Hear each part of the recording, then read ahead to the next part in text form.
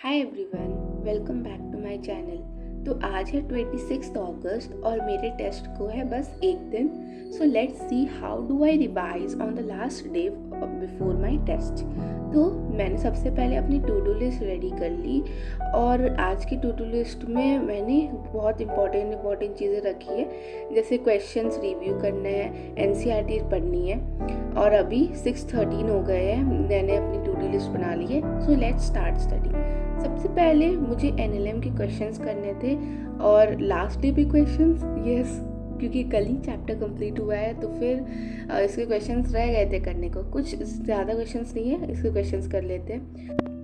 इतने क्वेश्चंस रहते हैं जो मैं ब्रेकफास्ट के बाद करूँगी।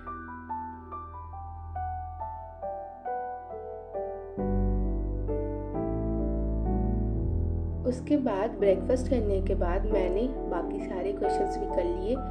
आज हमारे यहाँ लाइट काफ़ी जा रही है तो फिर इसलिए मैंने बीच में रिकॉर्ड नहीं कर पाई। सो मेरा ये वाला टारगेट कंप्लीट हो गया है और 100 क्वेश्चंस हो गए। Let's start revising biological classification की एनसीईआरटी। आज मौसम बहुत अच्छा है बाहर का, लेकिन एक ही प्रॉब्लम है कि जब मौसम अच्छा हो, बारिश हो रही हो और लाइट कट जाए तो ये बहुत बड़ी प्रॉब्लम हो जाती है। तो इसलिए आज मैंने अपना स्टडी लोकेशन भी चेंज किया है, क्योंकि बाहर का मौसम काफ़ी अच्छा है तो बाहर वाले रूम में पढ़ने का मज़ा ही कुछ और है। और कभी कभी एक जगह बैठ कर के सैचुरेशन भी आ जाती है। So we should change our study location if we can. बहुत सारे ऐसे लोग भी होते हैं जिन्हें सिर्फ एक जगह पे ही कंसंट्रेशन होता है, तो वो अपनी स्टडी लोकेशन ना चेंज करें, जहाँ पढ़ रहे वहीं पढ़े। लेकिन अगर आप एक से ज़्यादा जगह पे बैठ करके पढ़ सकते हो तो इट्स ओके, यू कैन। तो यहाँ पर मैंने अपनी बायोलॉजिकल क्लासिफिकेशन की एनसीईआरटी कर ली है और देखो यहाँ पे मौसम कितना अच्छा हो रहा है और बारिश हो रही है, पूरी बहुत तेज़ बारिश हो रही है। आई डोंट नो आपको दिख रहा है कि नहीं, लेकिन बहुत तेज़ बारिश हो रही थी। अब मैंने स्टार्ट कर दिया है सेल साइकिल की एनसीईआरटी पढ़नी। रिवीजन के टाइम पे एक चीज़ और ध्यान रखनी है कि हमें सब कुछ नहीं पढ़ना है, सिर्फ हाइलाइटेड पॉइंट्स, वो चीज़ें जो आप हमेशा भूल रहे होते हो वो सब पढ़ने हैं। और जो क्वेश्चंस आपने पहले सॉल्व करते वक्त गलत किए थे वो उन क्वेश्चंस को वापस से करना है, वो भी मैं अभी करने वाली हूँ। बायो के केस में नहीं, बायो के केस में सिर्फ एनसीईआरटी कर रही हूँ और फिज़िक्स केमिस्ट्री के केस में मैं जो क्वेश्चंस मैंने गलत किए थे उनको दोबारा रिव्यू करूँगी और अपने शॉर्ट नोट्स को कल सुबह जब टेस्ट देने से पहले रिव्यू करके जाऊँगी। So I will be good to go to the test. आप भी ऐसा कर सकते हो, एक दिन पहले एनसीईआरटी मस्ट पढ़ लेना बायो की, तो फिर हमें रिकॉल करने में आसानी हो जाती है, क्योंकि हमने बस जस्ट एक दिन पहले ही सब कुछ रिवाइज किया हुआ होता है और ऐसे सारे क्वेश्चंस भी सही से लग जाते हैं, हमें ज़्यादा सोचने की ज़रूरत नहीं पड़ती है। और बायो में जितना टाइम हम बचाएंगे उतना ही हम फिज़िक्स केमिस्ट्री में दे पाएंगे। लास्ट टेस्ट में मुझसे यही गलती हो गई थी, मेरे फिज़िक्स के लिए टाइम ही नहीं बचा था। तो इस टेस्ट में मैंने डिसाइड किया है कि मैं जितना कम टाइम बायो और केमिस्ट्री में दे सकूँ उतना बहुत बढ़िया होगा।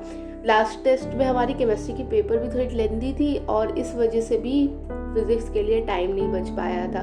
बट इस बार उस गलती को रेक्टिफाई करना है और अपने डॉट नोट्स रिवाइज करके जाने। मैंने लास्ट बार एनसीईआरटी रिवाइज तो की थी बट सारे चैप्टर्स की नहीं कर पाई थी, क्योंकि मैंने लास्ट दिन सुबह को रिवाइज करना स्टार्ट किया था। इसलिए इस बार मैंने डिसाइड किया है कि पहले ही रिवीजन कर लूँ एनसीईआरटी की। और यहाँ पे एनसीईआरटी की रिवीजन हो गई है सारे चैप्टर्स की।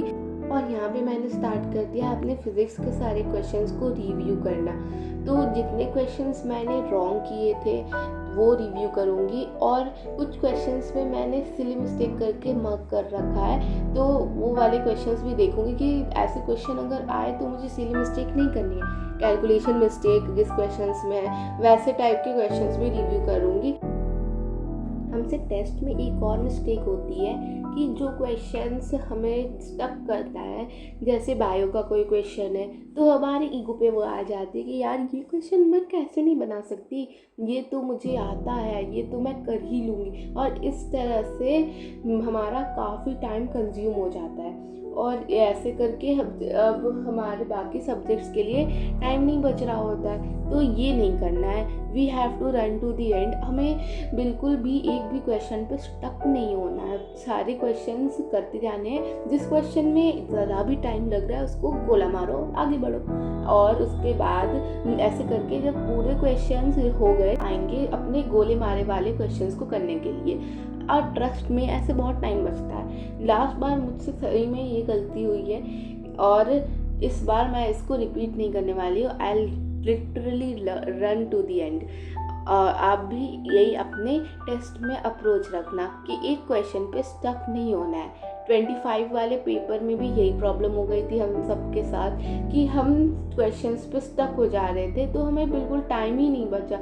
हमें देखना था कि कौन से क्वेश्चंस ऐसे हैं जो हमसे बनने वाले नहीं है, आगे बढ़ो और दूसरे क्वेश्चंस करो, कुछ तो बनेगा।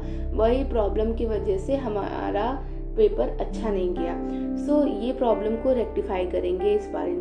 और यहाँ पे मैंने स्टार्ट कर दिया है अपने केमिस्ट्री के क्वेश्चंस को रिव्यू करना। केमिस्ट्री में पीरियोडिक क्लासिफिकेशन और एटॉमिक स्ट्रक्चर का एक चैप्टर है और पीरियोडिक क्लासिफिकेशन इनऑर्गेनिक का पार्ट है। उसमें तो ज़्यादा कुछ गलतियाँ भी नहीं हुई थी मेरी। कुछ क्वेश्चंस थे थियोरेटिकल वाले, वो गलत हुए थे तो वो रिव्यू कर रही हूँ। एटॉमिक स्ट्रक्चर में भी थियोरेटिकल ही मिस्टेक थी, तो इसमें बहुत कम टाइम लगा और अब रात भी हो चुकी थी, तो मैंने इसको फटाफट से कंप्लीट किया।